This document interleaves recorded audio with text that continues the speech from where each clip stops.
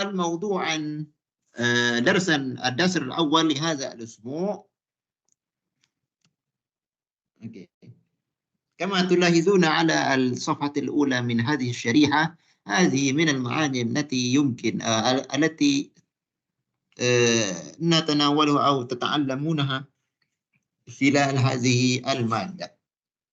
انظر في الفوق: كتاب العين، وجمهرة اللغة، وصحاح، ومعجم أساس البلاغة للزمخشري، ومعجم الحديث الرائد لجبران مسعود، وكذلك معجم الدوحة التاريخي للغة العربية. أوكي.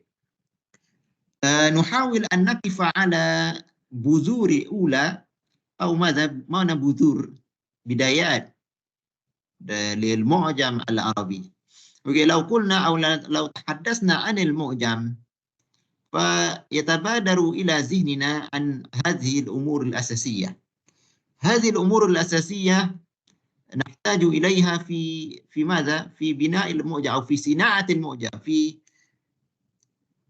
في صناعة المعجم أو في بناء المعجم. ما هي؟ أولا، المعجم لا بد له من المادة اللغوية. المعجم لا بد له من المفردات. لا يمكن أن يكون معجم إذا لم يكن ثمة أو إذا لم يشتمل على عدد من المفردات. صحيح أم لا؟ المعجم يحتاج إلى مفردات أو عبارات. وكذلك المعجم يبنى مبني على مصادر، بمعنى إذا قلنا المعجم لا بد له من المفردات، وهذه المفردات من أين تأتي؟ كان المفردات العربية من أين تأتي؟ ويمكن أن يكون مادة معجمية. ولذلك مصادر المفردات العربية مأخوذة ممن يحتج به، أي من القرآن الكريم وكلام العرب الشعري ونثري، وكذلك الحديث. هذه من مصادر اللغة العربية، يمكن أو يجمع منها المفردات، الكلمات أو العبارات التي تتخذ أو تؤخذ منها أو يجعل منها معجم. ثم التدوين. إذا أردنا أن نبني أو نصنع معجما، نحن بحاجة إلى عملية التدوين. يعني boleh tak kita buat kamus tanpa ditulis, tanpa dicatat? Boleh tak boleh? هل يجوز أو هل يمكن أم لا يمكن؟ وكذلك الكتابة. إذا أردنا أن نصنع معجما يجب أن نكتب، أن نسجل. Kita perlu catat word-word tersebut. Contohlah kita nak buat nurid an nasna' mu'jaman anil kalimat al-akthar syuyu'an al-akthar istikdaman fi jami'ati yusim. Kita nak buat satu kamus perkataan yang paling kerap digunakan dalam kampus yusim. Macam mana nak buat? Kita nak kena kumpul bahan. Dah kumpul bahan, nak kena catat. Kalau tanpa catatan, boleh tak kita buat mu'jam? Kalau tidak tercatat, maksud tak tercatat itu dia hafal je. Dia berada fi sudurihim. Hal yumkin an yakuna mu'jam?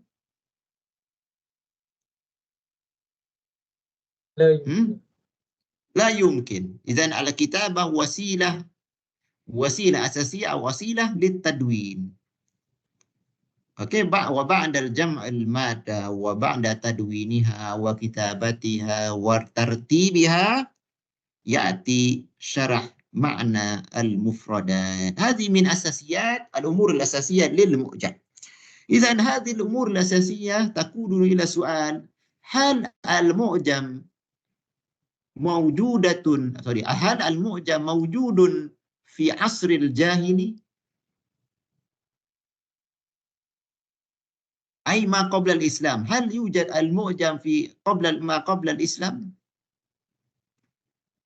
لم يتح lam yutih lil arabi qabla al-islam an yunshi'u buhuthan aw yabtakiru dirasatin li awamil wa fi muqaddimatiha al-jahalatul jahala wal ummiyah allati tughatti al-jazirah al-arabiyyah bizulumatin kasifah harramatha al-ilm.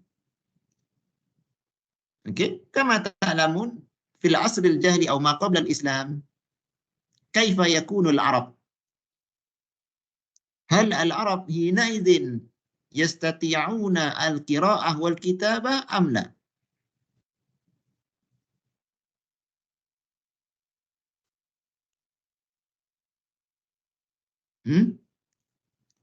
Al-arab fil asr al-jahili hal hum qadiruna 'ala al-kitabah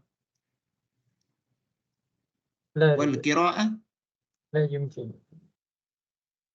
Laisa lahum, na'am, laisa lahum tilkal qudrah atau ma yusamma bi al-ummiyah. Al-ummiyah. Walidhalik, karenalah bangsa Arab, masyarakat Arab pada zaman sebelum Islam keadaannya al-ummiyun, mana la ya'rifuna al-kitabata wal qira'ata, lam yasil ilaina. Implikasinya apa? Lam yasil ilaina illa juz'un yasir minhum. Jadinya khazanah ilmu yang sampai kepada kita yang berada pada zaman jahiliyah, ada sampai tak kepada kita? Ada, tetapi sangat sedikit. Puncanya apa? Dah dia tak tulis ilmu dia, macam mana nak sampai kepada kita? Hafalan ni memanglah, sebab tu dia bergantung kepada zakirah, kepada memori dia. Bergantung sepenuhnya kepada hafalan ataupun memori dia. Sebabnya tidak ada keupayaan untuk menulis. Tidak ada keupayaan, dia bukan menulis. Nak mereka cipta huruf. Sebab huruf itu adalah ciptaan. Kan huruf alif, huruf A, B itu rekaan. Maksudnya manusia menggunakan akal fikiran dia untuk mencipta satu simbol untuk menggambarkan apa yang dia sebutkan. Dia boleh sebut, kan? Dia ada bahasa, dia boleh cakap. Tapi masalahnya dia tak ada keupayaan nak menuliskan apa, nak menulis semula apa yang dia cakap. Oleh kerana begitu, kesannya tak sampailah kepada kita ilmu mereka kecuali sikit saja sebenarnya. Kama yaqulu Abu Amr bin Alla, man taha ilaikum mimma qalatil arabu illa aqalluhu. Kan, man taha ilaikum, ma wasala ilaikum mimma qalatil arab min qaulil arab atau min kalamil arab illa aqalluhu. Ini aqal, mana aqal? Sedikit. Bukan, qalil, aqal, isim tafdhil kan? Aqal, mana aqal? Paling sedikit. Sangat sedikit. Paling sedikit. Kan, paling sedikit mana? Sangat sedikit yang sampai kepada kita. Dah macam mana? Dia tak ada kuasa nak menulis. Contohlah ya, ibarat macam ni lah, doktor mengajar kamu, tapi doktor main cakap je sebab doktor tak pandai tulis. Mana doktor tak pandai nak menyediakan dokumentasi. Contoh tadi rubrik, doktor tak tulis tapi cakap je. Agak-agaknya boleh kekal lah sampai bila-bila. Tak boleh. Mungkin kawan kamu boleh sampaikan, dah kawan kamu sampaikan pun mungkin apa yang dia ingat sekerat dia. Yang dia ingat tadi rubrik pemetangan dia. Rubrik tadi, rubrik untuk yang tugasan tak ingat. Aduh, payahlah. Sebab tak tulis. Jadinya bila bila mereka tidak ada keupayaan menulis, ketamadunan itu tidak akan terbina. Okey? Dia kata ila aqalu walau ja'akum, dia kata kalaulah. Kan Abu Amr bin Ala cakap walau ja'akum wafiran bermakna kasiran, walau ja'akum mimma qalatil arab tu wafiran, sekiranya sampai kepada kamu apa yang orang Arab tuturkan, hasilkan, tuturkan dengan banyak, la ja'akum ilmun wa syi'run katsir, nescaya akan sampai kepada kamu ilmu dan juga syair yang sangat-sangat banyak. Okey, walau nampak macam sikit kan? Tapi apa yang kamu belajar dalam syair jahili, banyak ke sikit? Kamu belajar tak syair jahili? Belum belajar lagi. Belum belajar. Tak, dalam stam kamu belajar tak adab wan nusus? Belajar. Ya. Ada. Al-adab, okey, al-adab fil asril jahili. Itu maksudnya hasil-hasil karya sastra yang dihasilkan pada zaman jahiliyah. Doktor tu sampai pada kita, mana kita dah dapat akses lah. Adakah ditulis pada zaman tu? Ianya, jawapannya adalah tidak. Tetapi melalui periwayatan. Riwayat. Walaupun nampak macam banyak, tapi itu baru sedetik. Aqalluhu. Sangat sedikit. Maknanya kalau sampai, bayangkan ya, kalau orang Arab jahiliyah pada itu je mampu untuk je menulis. Turas Arab tu lagi dahsyat. Besar dia. Bahasa Arab. Kan, bahasa Arab tu. Dia punya korpus dia sangat besar. Sebab sebelum Islam pun dah ada, apatah lagi bila Islam datang. Okey, jadinya itulah keadaan cara ringkas ma qabla al-Islam. Di mana ma ladaihim al-qudrah 'ala al-kitabah mimma la yumakkinu lahum min isalu ilaina adadan kabirin min al-ma'lumat aw min al-ulum. Okey, wal ash'ar. Fahawala ba'd al-mu'arrikhin yahsirun asma' al-katibin. Okey, yahsiru al-mu'arrikhun asma' al-katibin bil Madinah masalan inda dukhul Islam fala yatajawazun 11 rajulan. Sebahagian ahli sejarawan, kan, ahli sejarah membilang berapa bilangan orang yang mampu menulis di Madinah Al-Munawwarah ketika mana Islam baru sampai, baru datang. Pada ketika itu cuma didapati 11 orang saja yang mampu tulis. Sedikit. Okey. Fa i'timaduhum 'ala zakirah wahdaha. Zakirah, memorize. Kan, mengingat. Amma al-mazahir lughawiyah fala yumkin tasjilu wa hifzuha ilmiyan illa an tariq kitabah. Sedangkan fenomena-fenomena bahasa ataupun penggunaan bahasa itu tidak akan boleh dicatat ataupun boleh diingat secara ilmiah kecuali melalui penulisan. Fal-Arab qabla al-Islam takhallafu ba'd al-waqti an hadha at-tariq. Dia agak ketinggalan. Orang Arab sebelum Islam dia agak ketinggalan in term of ini. Muqaranatan bil umamil ukhra kal asyuriyin. Kalau nak dibandingkan dengan umat-umat yang lain pada ketika itu, contohnya al-asyuriyin, yang mereka ada sistem penulisan. Begitu dengan orang-orang Cina, orang Yunan, orang India. Mereka lebih ke depan. Ke depan membuat sistem penulisan itu.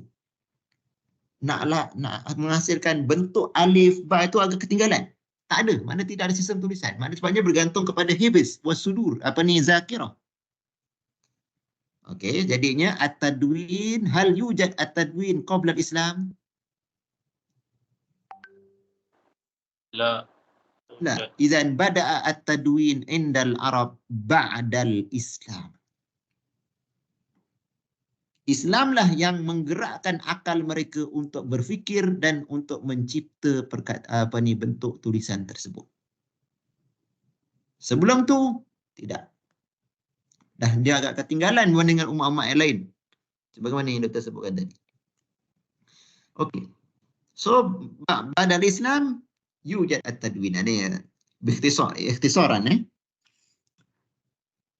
Okey, law aradna an نعرف متى المواد العربية أو ماذا المفردات العربية جمعت ودونت متى يمر ب4 مراحل. المرحلة الأولى دور كتاب الصحابة، والمرحلة الثانية بشكل رسائل حول القرآن والحديث، والمرحلة الثالثة والرسائل الصغيرة، والمرحلة الرابعة التدوين على النظام الحرفي. اوكي، لننظر الى المرحله الاولى. مرحله ماذا؟ دور كتاب الصحابه. فهذه المرحلة تمثلت في الجهود التي قام بها كتاب الصحابة من تدوين بعد ما يسمعونه من الرسول قرآنا وحديثا من ألفاظ استغلق عليهم فهمها أو تفسير بعض كلام العرب. So بعد الإسلام، بعد ظهور الإسلام طبعا ليس هناك تدوين بصورة منتشرة. بعض الصحابة قادرون على الكتابة، قادرون على الكتابة، فأذن الرسول صلى الله عليه وسلم أن يسجلوا بعض ما يسمعونه من الرسول، إما يكون قرآنا أو حديثا. فيأتي هنا دور كتاب الوحي على عهد الرسول صلى الله عليه وسلم أن يدونوا آيات القرآن بأمر من الرسول نفسه في بعض الرقاع والعصب واللحاف، كما درستم في علوم القرآن. صحيح؟ لما قرأتم أو درستم علوم القرآن متى جمع القرآن في عهد أبي بكر وكذلك في عهد عمر وفي عهد عثمان، درستم هذه الأمور الأساسية فيما يتعلق بجمع القرآن. وحينئذ لم يلتزم هذا التدوين بنظام أو منهج معين. في هذه المرحلة يوجد التدوين، ولكن هذا التدوين لم يلتزم بنظام أو منهج معين يقوم عليه. ثم تصل إلى المرحلة بعدها، وهي بصورة رسائل حول القرآن والحديث. وهذه الرسائل sebenarnya risalah, dia nipis lah. Kan dia bukan kitab ataupun mu'jam, tapi bentuk rasail. تجمع فيها الألفاظ بغير نظام معين. ما الدافع في ذلك؟ apa pendorongnya? Dini. دافع ديني للحفاظ على كتاب الله عز وجل وحديث الرسول صلى الله عليه وسلم، بمعنى من حيث ماذا؟ تفسير ألفاظه وشرح غريبه، خاصة الألفاظ الغريبة، الألفاظ الغريبة. ولذلك نجد أعمالهم مثل كتب في غريب القرآن لعبد الله بن عباس وأبو فيد مورج السدوسي وابن كتيبة. وكذلك نجد في الحديث كتب في غريب الحديث لأبي عدنان عبد الرحمن بن عبد الأعلى وأبو عبيد القاسم بن سلام.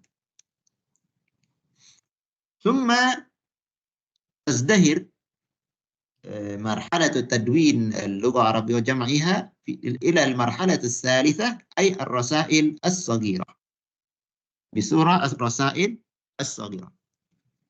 Kalau المرحلة الثانية ini تركز على القرآن والحديث فقط، كان بصورة رسائل. أما المرحلة الثالثة تتحرك إلى الكلمات أخرى من غير القرآن، لا بمعنى لا تقتصر على القرآن والحديث فقط، وإنما تتجاوز إلى كلام العرب. ولكن هنا في هذه المرحلة تشتمل على جمع الكلمات التي تدور حول موضوع واحد. So, sistem perkamusan pada marhalah yang ketiga ini dalam bentuk rasail saghirah dan ianya dihimpunkan berdasarkan tema, maudhu' wahid, maudhu' muayyan, bukan walaysa ala hasabi alfaz, bukan disusun mengikut tertib huruf alif ba ta ta ta ta, mengikut tema. Contohnya tema burung, nama-nama burung letak satu tempat, satu kamus. Tema biawak, letak nama biawak. Tak adalah biawak kan, kuda lah kan. Tema kuda, kitabul khail, letak satu. Itu dalam marhalah salithah. فاتجه اللغويون العرب إلى هذه الناحية أول ما اتجهوا لسهولة تأتيها وإمكان حصرها. So, linguistik Arab linguistik Arab memberikan perhatian awal atau di awal pemerhatian mereka adalah dalam bentuk perkamusan maudhu' mu'jam ma'ani. Limadha li suhulati ta'atiha wa imkani hasriha. Sebab pada ketika itu mereka dah tahu lafaz, bukan mereka tak tahu lafaz. Cuma dia nak tahu dia kedudukan dekat topik mana. Sebab tu dia susun mengikut Mengikut apa tadi? Mengikut tema kan? Mengikut tema. Fajamu al-alfaz allati tattasilu bin nabat, maka mereka pun menghimpunkan perkataan itu mengikut nabat, itu tumbuh-tumbuhan, letak satu mu'jam. Wal ashjar fi mu'jam wahid. Wal kala. Wa kadzalika bil insan. Wa bil hayawan kal khayl wal faras wal bil hasyarat wal amakin wal mu'rab wal dakhil wal ajami. So ada mu'jam al mu'rab fil Quran al-Karim, adanya mu'jam yang menghimpunkan apa perkataan-perkataan mu'rab dalam Al-Quran, perkataan yang dikatakan dakhil dalam Al-Quran, perkataan asing dalam Al-Quran. So mengikut tema-tema, bukan susun ikut huruf. Contohnya Kitabul Matar li Abi Zaid Sa'id bin Aus, Kitabun Nakhl wal Qaram wal Khayl wal Darat lil Asma'i, Al-Gharibun Musannaf li Abi Ubaid, الألفاظ الكتابية للهمزاني، فقه اللغة وسر العربية للثعالبي المخصص لابن السيرة. هذه من بعض الأمثلة التي تدور حول أو ماذا تسلك مسلك معاجم المعاني أو معاجم الموضوعات. وهذه المرحلة الثالثة، مرحلة الرسائل الصغيرة. الآن نأتي إلى المرحلة الرابعة. فالمرحلة الرابعة التدوين على نظام الحرفي. So dicatatkan entry perkamusan itu mengikut sistem huruf. So yaltazim bin nizam al-harfi sautiyan atau hijaiyan. So disusun mengikut perkataan itu, disusun mengikut huruf, dan huruf itu disusun sama ada mengikut saut ataupun ejaan. Ma'a syariha syarhan yuzilu mudaha wa yuwaddihu ibhamaha muayyadan bi syawahid min al-Qur'an wal hadith wa ma'thur al-kalam al-arab. ولذلك ينشأ من هذا النظام عدة مدارس معجمية، بعضها تعتمد على النظام الصوتي وبعضها الآخر على النظام الأبجدي وبعضها الآخر على النظام النطقي والتي سوف نقف عليها في الأسابيع المقبلة. إذن بدايات المعاجم عند العرب إذن يمر التدوين أو جمع اللغة العربية وتدوينها على أو بأربعة مراحل كما قلنا قبل قليل. أوكي.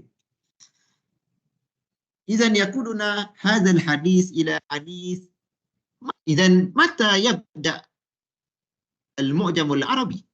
Dan bila mulanya perkamusan Arab ni? Tadi kita lihat dari segi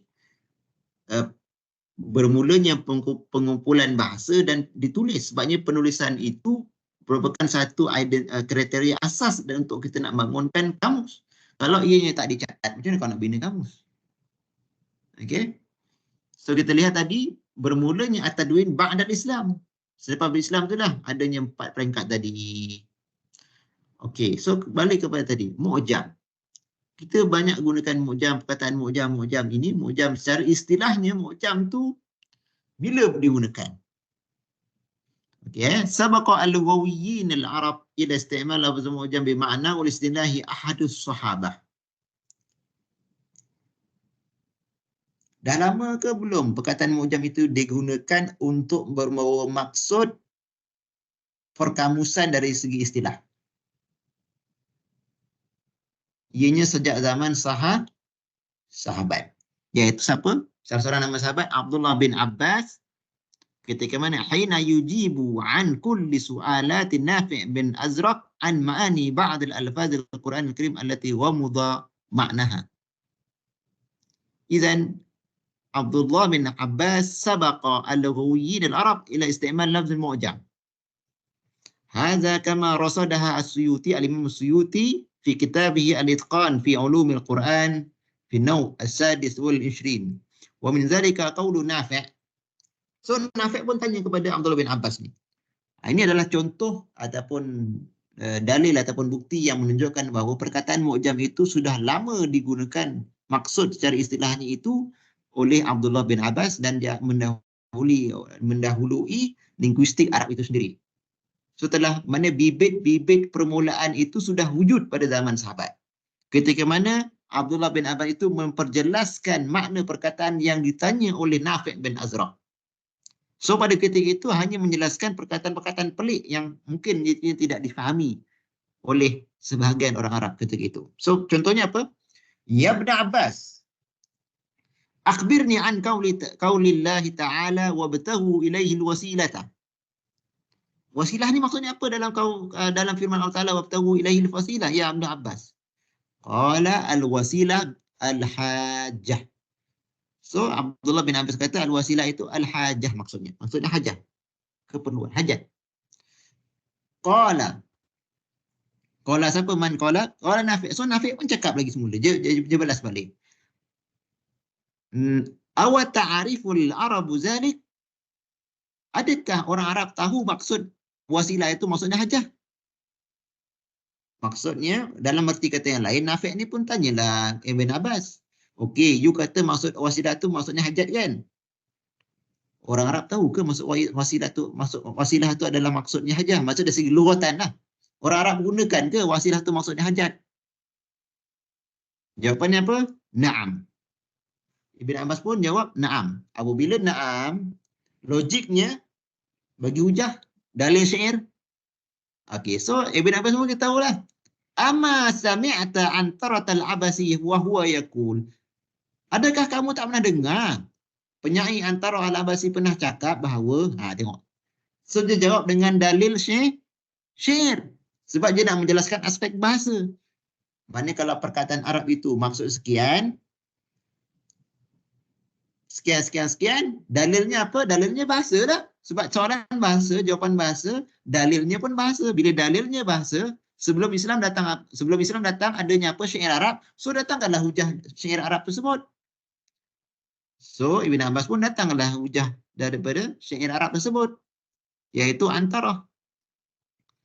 Innar rijala lahum ilaiki wasilatun. Innar rijala lahum ilaiki wasilatun. In ya'khuzuki takahhali wa takhaddabi. So tengok perkataan wasilah tersebut membawa maksud hajah, sebagaimana yang digunakan oleh penyair Antara al-Abasi. Maka yu'addu tafsiru Ibn Abbas haza an-nawatal ula lil ma'ajimil arabiyyah. Maka boleh dianggap penafsiran yang dilakukan oleh Ibn Abbas melalui pertanyaan-pertanyaan yang diajukan oleh Nafi' bin Azraq tadi merupakan an-nawat al-ula, benih pertama kepada perkamusan Arab yang membawa maksud mu'jam tadi. Okey? Wadih? Amma itlaq isim mu'jam, penggunaan terminologi mu'jam itu agak lewat, mutaakhiran. Falughawiyun al-Arab qudama, ahli linguistik Arab klasik, mereka lam yasta'milu lafza mu'jam walam yutlikuhu ala mu'jamatim lughawiyah. Mereka langsung tak pernah gunakan perkataan mu'jam, mereka langsung tak pernah meletakkan nama kamus mereka dengan mu'jam. Wa innama yakanu yakhtaruna likullin minha isman khasan bihi. Bahkan mereka memilih meletakkan setiap kamus mereka itu dengan nama khas, bukan menggunakan mu'jam al-ain, tak. Contohnya mu'jam al-ain, Al-Khalil bin Ahmad al-Farahidi tidak menamakan dengan mu'jam al-ain tetapi dengan perkataan al-ain ataupun kitabul ain. Begitu dengan kamus Jamharah. Ibn Duraid tidak menamakan dengan mu'jam al-Jamharah tapi letak je al-Jamharah terus. Kan? Begitu dengan mu'jam as-sihah dan asasul balaghah dan juga lisanul Arab. So dalam nama-nama tersebut tidak langsung tidak dibubuhkan perkataan mu'jam. Jadinya penggunaan perkataan mu'jam itu adalah mutaakhir. Okey, bukannya di awal. Maksudnya di zaman-zaman awal ahli linguistik klasik awal dahulu digunakan, dia tidak digunakan, tetapi proses ataupun perkamusan itu wujud dan bibit pertamanya ataupun benih pertamanya adalah boleh dikatakan ketika mana zaman sahabat, iaitu Ibn Abbas, melalui pertanyaan atau melalui jawapan-jawapan yang diberikan kepada Nafi' bin Al-Azraq. Okey, al-khulasah. يمكن أن نستخلص مما سبق أن السبب الرئيس لتأخر الدراسات اللغوية العربية إلى ظهور الإسلام، بمعنى الدراسات اللغوية العربية لا توجد في عصر الجاهلي. صحيح? Mana kajian-kajian linguistik Arab tak wujud dalam zaman jahiliah. Kenapa? Sebabnya apa? Kejahilan dan ummi. Okey? Kejahilan dan juga sifat ummi tadi yang tidak tahu membaca dan menulis. Sebab itulah kajian-kajian linguistik Arab tidak wujud pada itu. So agak ketinggalan lah bandingkan dengan kaum-kaum ataupun yang lain, umat yang lain. فدوافع تدوين مفردات اللغة العربية يمكن أن نقول إن دوافعها متعددة من أهمها دافع ديني للحفاظ على كتاب الله وحديث الرسول. Kan nak menjaga kesucian kitab Allah, ini Al-Quran dan juga hadis. Sebab apa? Bila orang Islam datang dan Al-Futuhat Islamiyah, pembukaan kota-kota Islam semakin meluas, dan orang Islam, orang Arab Islam bergaul dengan orang baru, orang Islam yang bukan daripada orang Arab, mana orang Ajami, maka sedikit sebanyak dia akan memberi kesan kepada ketulinan bahasa tersebut. Kan, menjejaskan dia punya ketulinan bahasa Arab itu dan dibimbangi dia tersebar ataupun termasuk juga dalam Al-Quran dan juga hadis. Maka perlunya pengumpulan bahan-bahan bahasa untuk menjaga kitabullah dan juga hadis Rasul sallallahu alaihi wasallam. Begitu juga dengan dafi' ijtima'i untuk siyanat as-sarwatil lughawiyah min ad-dhaya' bi mautil ulama wa man yuhtaju bihim. Untuk menjaga as-sarwah lughawiyah, mana kekayaan bahasa tersebut. Bayangkan kalau bahan bahasa itu tidak dicatatkan, ianya akan mati, akan lupus bahasa tersebut. Contohnya lah, kita ada tak bukti bahasa Melayu yang digunakan zaman yang dikatakan, kalau ada zaman lah kan, zaman Kesultanan Melayu Melaka. Ada tak bahasa Melayu yang kamus yang menghimpunkan bahasa Melayu yang digunakan zaman Kesultanan Melayu Melaka?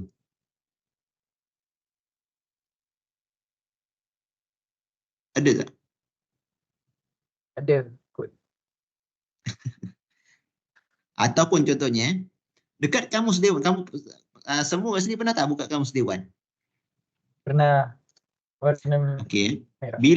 Apabila kamu mencari sesuatu perkataan dalam kamus Dewan tersebut, ada tak dia nyatakan perkataan ini mula-mula digunakan pada zaman bila? Dia nyatakan tak? Tak. Bila tak ada, nak apa lagi? Maksudnya nak dapat daripada mana lagi? Memang tak ada. Kamu ingat senang ke kerja perkamusan Arab? Maksudnya, dia kalau nanti kita belajar mujam tarikhi, dia boleh bagi tahu kepada kita umur perkataan ni berapa tahun. Ataupun umur, dalam arti kata lain, mana dia boleh bagi tahu kepada kita perkataan ini muncul mula-mula zaman tahun bila. At least lah paling kurang. Contohlah, kalau orang Arab tanya kamu, Khairuddin, saya nak tanya lah, perkataan bulan dalam Melayu ni, Qamar, saya tahu Qamar, kamu katakan Qamar ni bulan kan. Saya nak tanya, perkataan bulan ni dia muncul pada zaman bila? Zaman kamu dilahirkan ke? Zaman Malaysia merdeka ke? Zaman sebelum Malaysia tu dapat kemerdekaan ke? Zaman bila? Kita boleh jawab tak?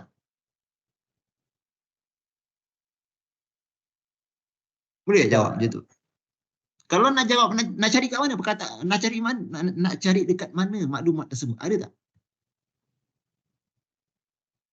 Kita bukan nak cari perkataan, maksud perkataan bulan ini adalah satu objek yang ada di langit dan dia memantulkan cahaya. Bukan itu, saya tak nak itu. Saya nak tahu umur perkataan bulan tu, siapa yang mula-mula cakap bulan.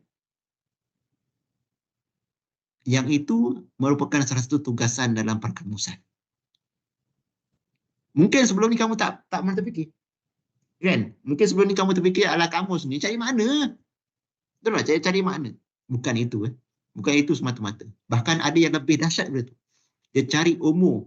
Dia akan cari siapa mula-mula tuturkan perkataan itu dan sejak bila dia digunakan.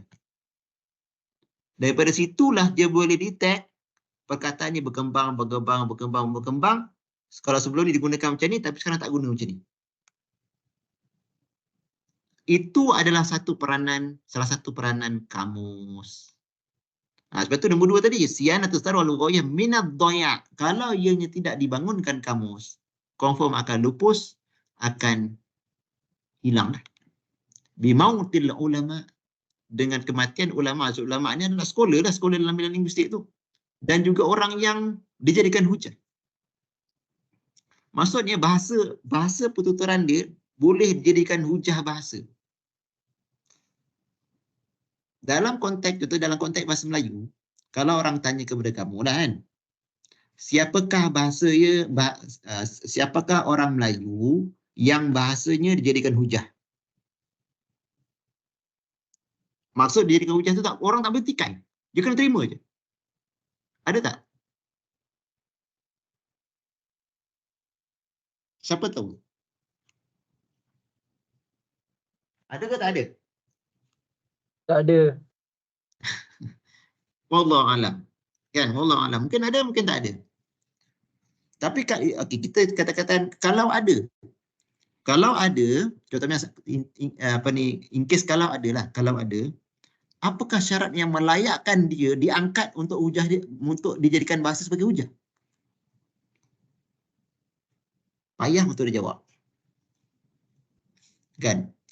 Dan perkara-perkara macam inilah menyebabkan doktor secara peribadi contohlah DPP kata ejaan yang betul macam ni, ejaan ni salah. Doktor selalu tanya, apa hujah kamu nak katakan jawapan yang ni adalah betul dan ni tak betul? Hujah dari segi bahasa maksud doktor, yang orang tak boleh petikan, yang orang semua iktiraf dia punya kebahasaannya. Sampai sekarang tu tak jumpa jawapan. Maknanya bila macam tu macam kita terima bulat-bulat, terima buta.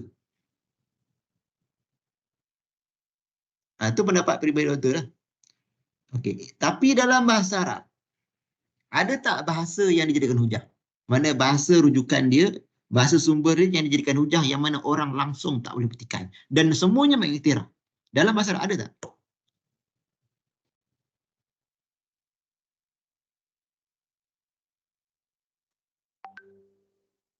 Ada tak dalam bahasa Arab?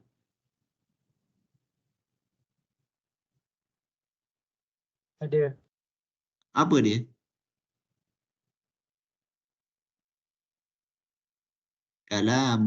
Kalamullah. Siapa boleh petikai kebahasaan bahasa Al-Quran?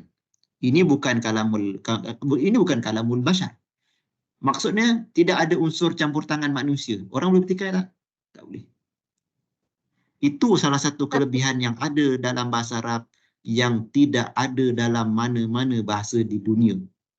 Yang sepatutnya kamu kena tahu dan kamu berbangga dengannya. Dan kamu perlu berbangga kenapa kamu dalam bidang bahasa. Sebab bila bahasa Arab, dia bahasa yang ada hujah. Yang orang tak boleh petikai, yang orang lain tak boleh masuk campur. Maksudnya tidak ada orang masuk campur, maknanya tak boleh main bahasa sesuai. Apa hujah kamu katakan ini boleh tak boleh? Sila bawa hujah dari Al-Quran. Sebab Al-Quran ni bukan ciptaan manusia. Manusia tak boleh cipta-cipta. Manusia tak boleh reka-reka ubah ikut selera dia. Tak boleh. Itu antara kelebihan bahasa Arab. Sebab tu waman yuhtaju bihi. Maknanya daripada orang yang bahasanya dijadikan hujah. Iaitu Allah lah. Iaitu kalamullah, Al-Quran. Kalamur Rasul. Jadikan hujah. Siapa boleh bertikai kalau yang tu merupakan lafaz Rasulullah? Kenapa bertikai? Kefasihan dia petikan. That's why itu bahasa yang dijadikan hujah. Kemudian barulah kalamul Arab. Kalamul Arab ni secara bentuk syair ataupun prosa, yang tu dia ada syarat. Yang tu dia ada syarat-syarat terperinci lah. Secara umumnya, dia tu bagi secara umumnya, ungkapan orang Arab yang dihasilkan 150 hijrah ke bawah sahaja. Secara umum dia tu bagi tahu. Selepas daripada 150 hijrah, dah tak jadi hujah dah. Tak, itu dia tu orang Arab. No. Orang Arab tu zaman bila? Kalau zaman sekarang, bahasa dia tak menjadi hujah. Itu maknanya penghujahan bahan bahasa Arab yang dijadikan hujah, yang mana langsung tidak boleh dipertikaikan. Mana you kena terima. Mana itu kalau kaedah tu kena terima juga. Kaedah tu kena terima penggunaan bahasa tersebut. Okey? Itu kelebihan yang ada dalam bahasa Arab yang merupakan salah satu pendorong untuk kenapa ulama perlu kenapa para ulama kita melihat keperluan dikamuskan ataupun diperkamuskan bahan-bahan bahasa Arab tersebut. دافع حضاري ظروف النهضة الثقافية التي جاء بها الإسلام ثم اتساع الفتوحات الإسلامية وتيرة العرب بغيرهم. So, faktor ketamadunan. Bila Islam berkembang, masyarakatnya berkembang, orang Islam, orang yang menuturkan bahasa Arab itu makin ramai, makin meluas penggunaannya. So, perkataan itu akan bertambah. Berkembang ke mengecut?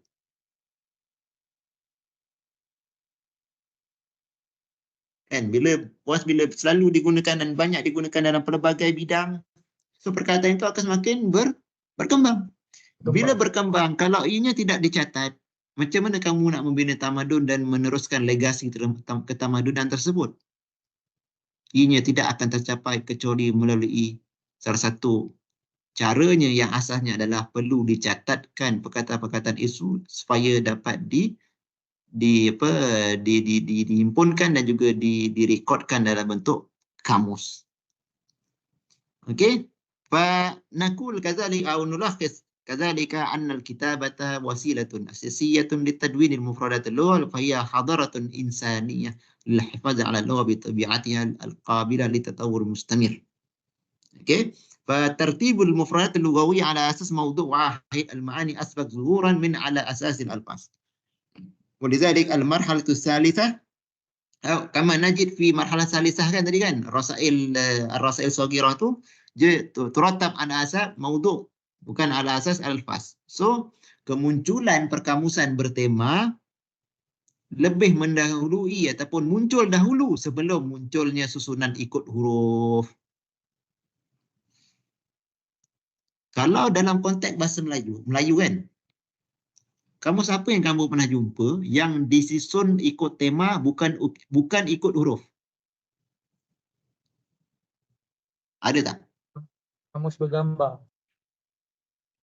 Kamus bergambar itu disusun mengikut huruf abjad ataupun tema?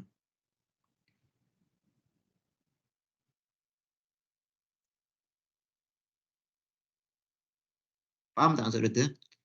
Kalau bergambar tadi, tapi tetap disusun mengikut huruf awal, contohnya okey, A, ayam. Letak kat sebelahnya gambar ayam. A, angkasa, letak gambar angkasa. A, apa lagi, anggur, letak buah anggur. A, apa sekian. Itu masih tetap tartib al-alfaz. Ada tak kamus bertema yang ada dalam bahasa Melayu? Dalam Melayu dah.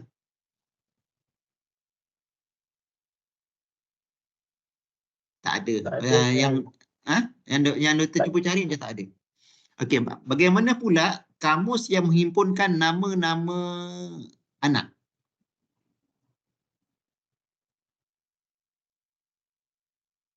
Kan? Perasan tak? Kamus yang dijual yang menghimpunkan nama-nama anak ada kan?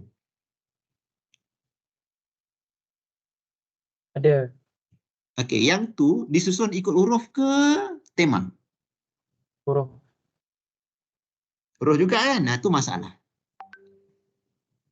Maksud apa?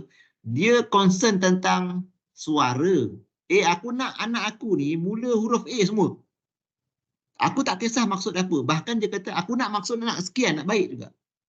Tolonglah.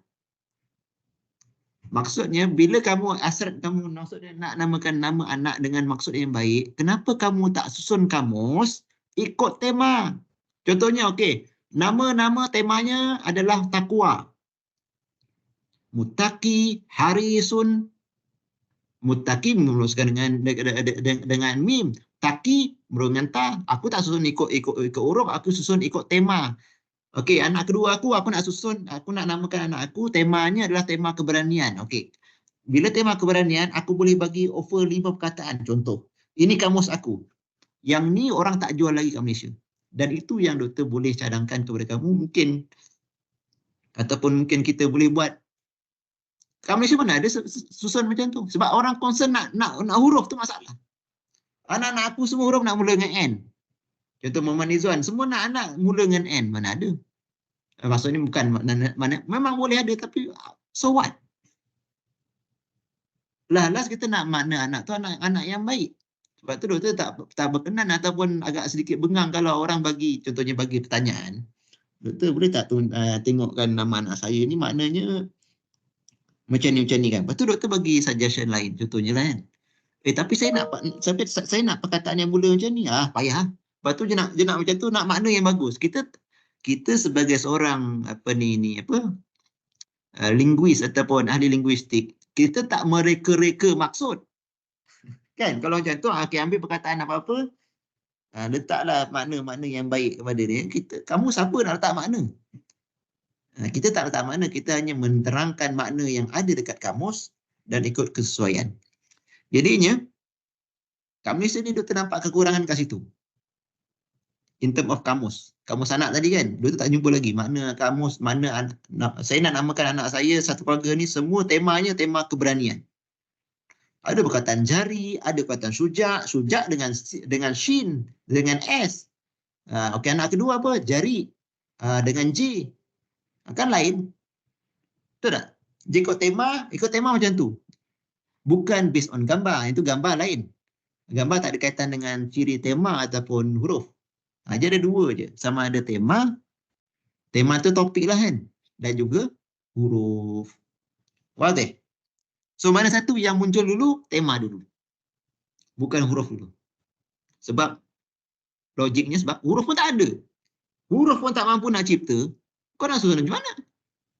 Yang kau ada idea. Idea itulah tema. That's why dia mulakan dulu dengan tema. Okay, mudah untuk mereka susun. So, an-nawatil ula lil ma'ajim al-arabiyyah ta'udu ila ma qama bihi Ibn Abbas min tafsir atau tawdih ba'da ma'ani alfaz al-Quran al-Karim allati sa'ala anha Nafi' bin Azra kama أشرنا إليه قبل قليل. هل لديكم سؤال؟ هل فهمتم هذه المحاضرة الأولى؟